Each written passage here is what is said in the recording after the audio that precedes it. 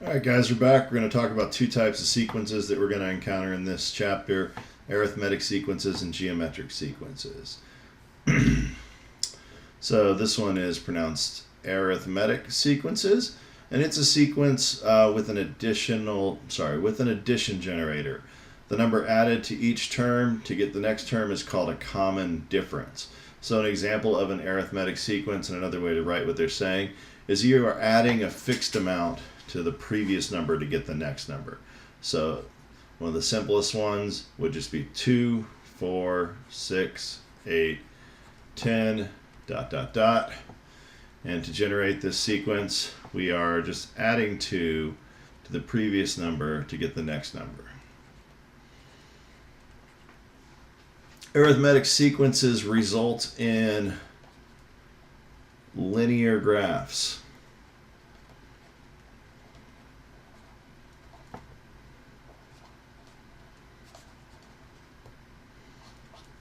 So in other words, if I were to take this and turn this into an XY plot, XY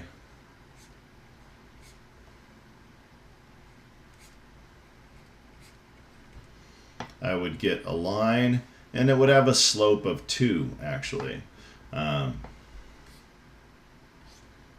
We'd get some sort of line like this.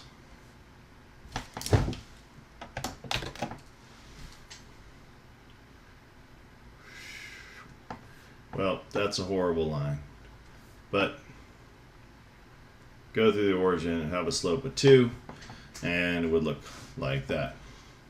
All right, a geometric sequence is a sequence with a multiplier generator.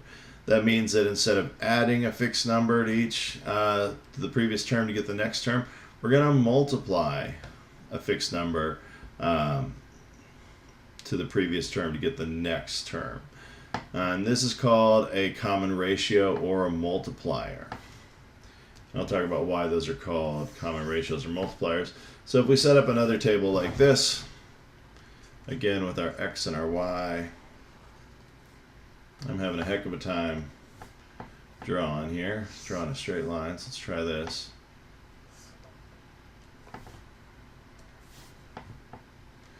So 1, 2, 3, 5, that's our position, our term number.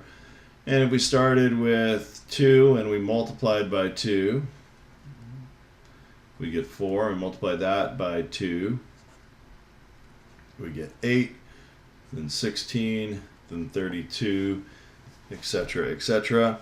So we have a common multiplier here. We're multiplying by 2 to get from one step to the next step.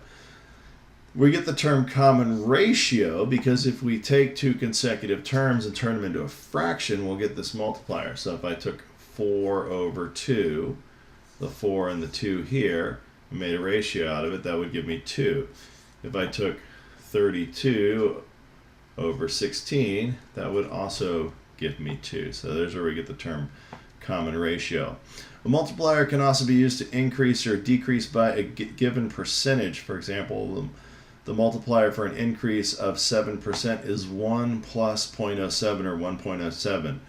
The multiplier for a decrease of 7% is 1 minus 0.07 or 0.93. So this would be our percent increase. This would be our percent decrease. In both cases, we turn the 7% into 0.07, and if it's a percent increase, we add it to 1. If it's a percent decrease, we subtract it from 1. I didn't write this down, but geometric sequences result in exponential functions or exponential graphs.